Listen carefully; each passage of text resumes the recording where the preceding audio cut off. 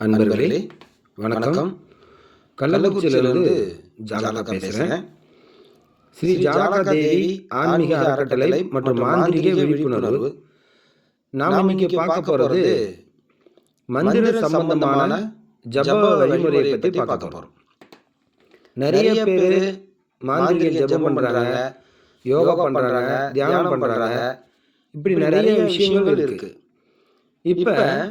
இப்போ ஒரு அடிப்படையில் ஒரு மாந்திரிகம் படிக்கிறார் அப்படின்னா அவர் எந்த மாதிரி விஷயங்கள் ஜபம் பண்ணணும், எந்த ஜபம் பண்ணால் நல்ல பலன் தரக்கூடியது அப்படிங்கிறத பற்றி தான் இப்போ நம்ம பார்க்க போகிறோம்.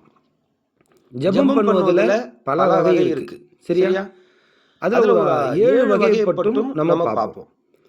முதல் வகை அப்படின்னா வாசிக ஜபம், இரண்டாவது வகை உபாம்சு ஜபம், மூணாவது மானச ஜபம், நாலாவது லிகித ஜபம், ஐந்தாவது அகண்ட ஜபம், ஆறாவது அஜப ஜபம், ஏழாவது ஆதார சக்கர ஜபம்.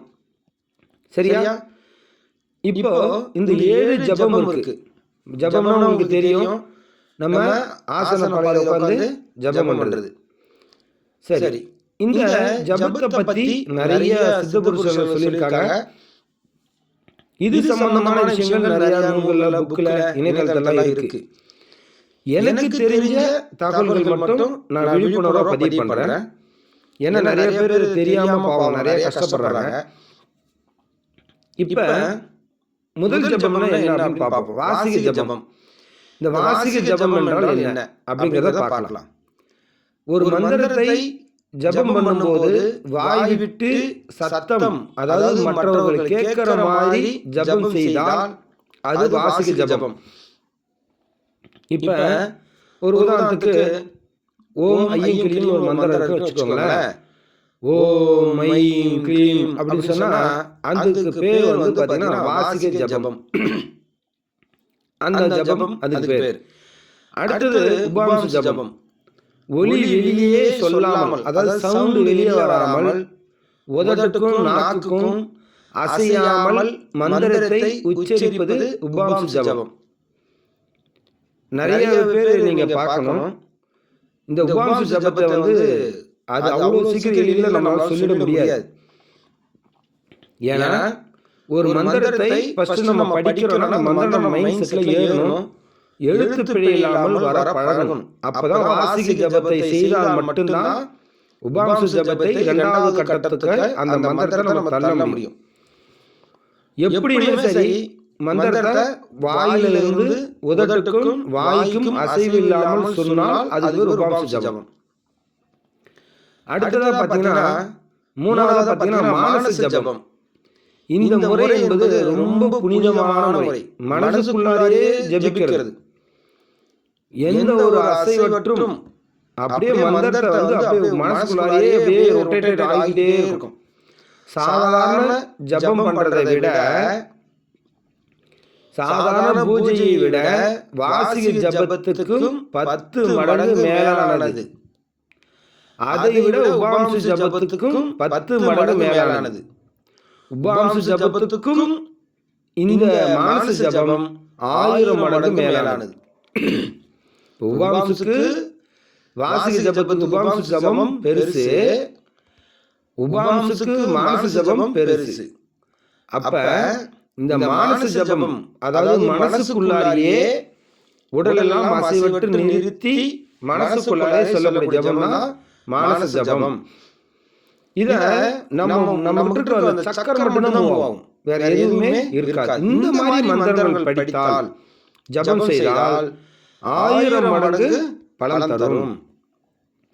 அதிகமான விரைவாக பலன் தரக்கூடியது அப்படின்னா மனு சம்ஹிதை என்ற நூல்ல இதை பத்தி தெளிவா போட்டிருக்காங்க. 1000 மடங்கு பலன் கொடுக்கும் அப்படின்னா, இப்போ ஒவ்வொரு மந்திரத்துக்கும் ஒவ்வொரு நூல்கள் இருக்கு இல்லையா? இந்த மனு சம்ஹிதை அப்படிங்கிற நூல்ல தான் இதை பத்தி தெளிவா போட்டிருக்காங்க. நான் அதுல இருந்து தான் உங்களுக்கு நான் சொல்லிட்டு இருக்கேன். சரி, அடுத்தது 4வது ஜபம் என்ன அப்படின்னு பார்த்தா லிகித ஜபம். புனிதமான மந்திரத்தை ஒரு குறிப்பிட்ட எண்ணிக்கையில நம்ம நோட்டு பேனால எழுதுவது. இப்போ நிறைய பேர் பார்த்தீங்கன்னா ஸ்கூல் படிக்கிற பிள்ளைங்கலாம் பார்த்தீங்கன்னா நோட்டில் எழுதுவாங்க, ஓம் நம சிவாய, இந்த மாதிரி அவங்க பிடிச்ச இஷ்ட தெய்வ பேரை மனசுக்குள்ளாரே சொல்லிட்டு எழுத்து மூலியமாக கையில் எழுதுவது. இதுக்கு முன்னாடி நம்ம படிச்சதுன்னா ஒரு ஆசன பலகையில ஜபமாக பண்றது. அப்ப இது லிகித ஜபம்ங்கிறது ஒரு பேனா பேப்பர் எடுத்து நோட்ல எழுதுறது. அது லிகித ஜபம் அப்படின்னு அதுக்கு ஒரு பேர். சரியா? அடுத்தது பார்த்தீங்கன்னா அகண்ட ஜபம். இதுல புனிதமான மந்திரத்தை ஒரு குறிப்பிட்ட நேரம் இடைவிடாமல் ஜபிக்கிறது. இப்போ ஒரு உதாரணத்துக்கு நமசிவாய அப்படின்னு ஒரு பேர் இருக்கு. இது இடைவிடாமல் கூட்டு வழிபாடாக ஜபிக்கிறது. நிறைய பார்த்தீங்கன்னா இந்த வேள்வியில யாகசாலையில பார்த்தீங்கன்னா மந்திரங்களை பிரயோகம் பண்ணுவாங்க, கூட்டு பிரார்த்தனை. அந்த மாதிரி பண்ணா அகண்ட ஜபம் அப்படின்னு பேர். அடுத்தது அஜபா ஜபம். இறைவன் நாமத்தை எந்த நேரமும் ஒவ்வொரு மூச்சுடனும் இடைவிடாமல் ஓதி வருவதே அஜப ஜபம். இதெல்லாம் நிறைய பார்த்தீங்கன்னா இந்த அஜப ஜபத்தை யாராலையும் சீக்கிரம் பண்ண முடியாது. காரணம் என்னன்னா இன்னைக்கு உள்ள காலகட்டங்கள், இந்த சமுதாய சூழ்நிலை நம்ம பண்றது ரொம்ப கடினமான விஷயங்கள். அதுக்குதான் இந்த மாதிரி விஷயத்துல பண்றது. இந்த மாதிரி ஒவ்வொரு மூச்சுடனும் ஒரு காற்று வெளியே உள்ள போகும்போது ஒரு நமசிவாய நமசிவாய நமசிவாய நமசிவாய அப்படி சொல்ல சொல்ல சொல்ல அது என்ன செய்யுது? புனிதமான இந்த மந்திரத்துக்கு இந்த மந்திரங்களை வாசிக்க வாசிக்க வாசிக்க நம்ம உடல் என்ன செய்யுது? புனிதமாக மாறுது அப்படின்னு அர்த்தம். அடுத்து ஏழாவதாக இருக்கக்கூடியது ஆதார சக்கரம் ஜபம். இந்த ஜபங்கள் அவ்வளோ எளிதில் பண்ணிடவே முடியும். இதெல்லாம் சித்த புருஷமார்கள் தான் பண்ணியிருக்காங்க. ஞானிகள், துறவிகள், சித்த புருஷர்கள், 12 சித்தர்கள், இந்த மாதிரி விஷயங்கள்லாம் பண்ணியிருக்காங்க. இது எப்படி வேலை செய்யும் பார்த்தீங்கன்னா, இந்த முறையில நம்ம உடலில் உள்ள மூலாதார சக்கரத்துல தொடங்கி சகஸ்நாமம் வரையில ஒவ்வொரு சக்கரத்திலும் மனதை நிலைநிறுத்தி ஜபமும் தியானமும் பழகணும். இதில் ஒவ்வொரு நிலையும் தாண்டி தாண்டி அப்படியே ஸ்டெப்பா என்ன செய்யும்? சகஸ்நாமத்துக்கு ஏறும். அந்த சகஸ்நாமத்துக்கு ஏறினால் அதுக்கு பேரு ஆதார சக்கர ஜபம்.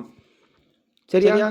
இந்த 7 ஜபத்தை நாம செய்யறோம் அப்படின்னா, இப்போ உங்களுக்கு எல்லாத்துக்கும் ஒரு யோசனை இருக்கும், இத்தனை ஜபத்தை செய்த காட்டிலும் நமக்கு எந்த ஜபம் சிறப்பா இருக்கும் அப்படின்னா, என்ன பொறுத்த வரைக்கும் இந்த 7வது ஜபத்தை பண்றது கஷ்டம். 7வது ஜபத்தை பண்றது ரொம்ப ரொம்ப கஷ்டம். அப்ப இந்த மனது காட்டிலும் மானச ஜபம் பண்றது என்ன பொறுத்த வரைக்கும் கொஞ்சம் சரியான விஷயம் தான்.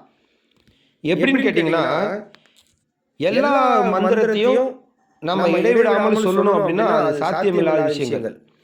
ஏன்னா மந்திரங்கள் ஒரு எழுத்து பிழை இல்லாமல் உச்சரிப்பு சரியாக சொல்லணும். அப்பதான் நம்ம வேலை செய்யும்.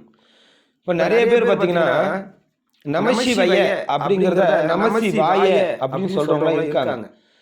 அப்ப இதுக்கு அதுக்குமே வித்தியாசங்கள் இருக்கு.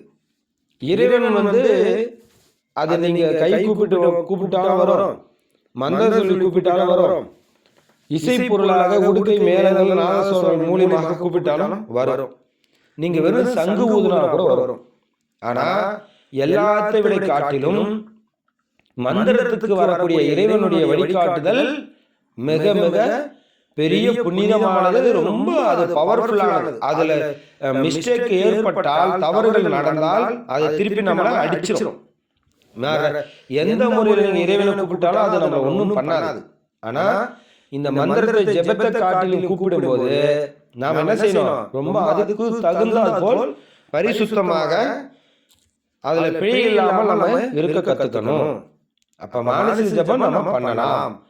ஓரளவுக்கு நீங்க மந்திரங்கள் படிக்கும்போது நல்ல ஆசன பலகை போட்டுக்குங்க, வடக்கு திசையை பார்த்து உட்காருங்க, நல்ல பத்மாசனம் போடுங்க. பத்மாசனம் முடியல அப்படின்னு நீங்க நார்மலா சாதாரண ஆசனத்தை நீங்க அமர்ந்து ஒரு விரிச்சு, அதாவது வெள்ளை துணி அல்லது சிவப்பு கலர் வெள்ளை துணி போதும், பட்டு துணி கடையில வைக்கும், அதை வாங்கி அதில் உட்கார்ந்து நீங்க பண்ணலாம். நீங்க இன்னும் முறையாக பண்ணீங்க அப்படின்னா கண்டிப்பாக வராத வித்தை கிடையாது. தெய்வங்கள் கண்டிப்பாக குதூகலமாக பேசும். இது ஜாலகாவுடைய அனுபவம் தான். ஏன்னா வராதது எதுவுமே இல்லை. நீங்க கடவுள் வந்து ஒரு நம்பிக்கை வேணும். கடவுள் நம்ம இந்த மந்திரம் சொன்னா ஏத்துக்குவாரா அப்படின்னா ஏத்துக்குவார். இந்த மந்திரம் சொன்னா பலிக்குமா அப்படிங்கிற அந்த இந்த இருமடலாக எந்த மந்திரத்தையும் நம்ம பிரயோகம் பண்ணக்கூடாது. ஆனா தவறான மந்திரத்தை சொன்னோம் அப்படின்னா நம்ம குடும்பத்துக்கு, நமக்கு, நம்மளுடைய உடலுக்கு, நம்ம தொழிலுக்கு தீங்கு விளைவிக்கும். அப்ப எல்லாமே மந்திரம் தான். விநாயகர்னால ஒண்ணுதான், பிள்ளையாரனால ஒண்ணுதான், கணபதினால ஒண்ணுதான், மூஷிகனால ஒண்ணுதான், எல்லாம் ஒண்ணுதான். ஆனா இதுக்கு தனித்தனி கருத்து வேறுபாடுகள் இருக்கு. அதை தான் நம்ம முறையா குரு கிட்ட இருந்து கத்துக்கணும். அப்ப நாம கணபதின்னு சொல்லணுமா, விநாயகன் சொல்லணுமா, இல்ல பிள்ளையாருன்னு சொல்லணுமா அப்படிங்கறதுதான் ஒரு குரு உபதேசமாக வாங்கும்போது தான் அவங்க சொல்லி தருவாங்க.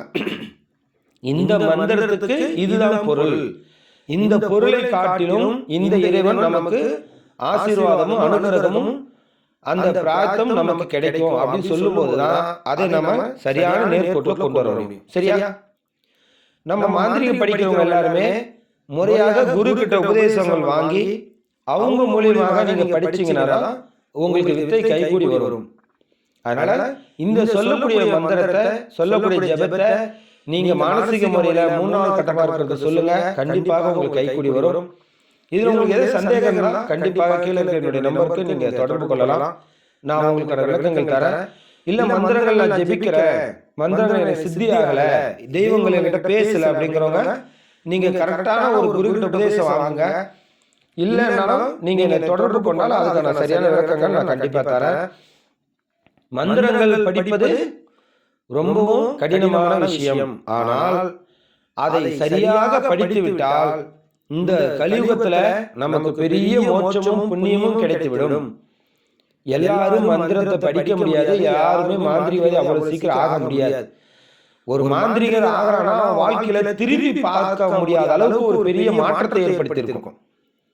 அவன் பிறந்தது ஒரு இடம், வளர்ந்தது ஒரு இடம், அவன் செய்தது ஒரு வேலை, அவன் நடந்தது ஒரு வேலை, இப்படி பல மாற்றங்களை தாண்டி தாண்டி தாண்டி அவனை கொண்டுட்டு போகும். அது அவனே நினைச்சாலும் அதை தடுக்க முடியாது. அதுதான் அந்த பிரபஞ்ச சக்தி. இந்த பிரபஞ்சம் அவ்வளவு எளிதில் யாருக்கு கிடைச்சிடாது.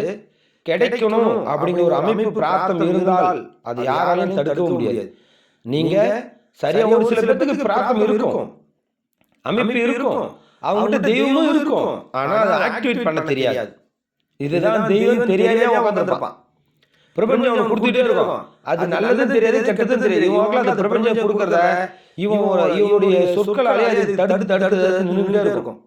அதை வர வேண்டியதை இவன் வரவிடாத பண்ணிடுவான். ஒரு உதாரணத்துக்கு சொல்ல போனா, அந்த பாபா படத்துல 7 மந்திரங்கள் கொடுத்து மந்திரத்தை அவர் வேஸ்ட் ஆக்குறாருல்ல, ஒரு பரிசோதனை செய்து பாக்குறாரு. அது போலதான் நமக்கு தெரியும், ஆனா இதுதான் மந்திரமா, இதுதான் சக்தியா, இதுதான் சித்தியா அப்படின்னு தெரியாதே நிறைய பேர் விட்டுருவாங்க. சோ இந்த மாதிரி இருக்க விஷயங்கள் இதுல யாராவது பாதிக்கப்பட்டிருந்தா கண்டிப்பாக தொடர்பு கொள்ளுங்க. அதுக்கான தீர்வு விளக்கங்கள் கண்டிப்பா ஜாலக்கான தர. என்னால் முடிந்த வரைக்கும் மாந்திரிக விழிப்புணர்வு ஏற்படுத்தணும், மக்கள் மத்தியில் இந்த கலையை கொண்டு சேர்க்கணும். இந்த கலையை படிக்கிறதுனால அவங்க குடும்பமும் அவங்க நல்லா இருக்கணும்.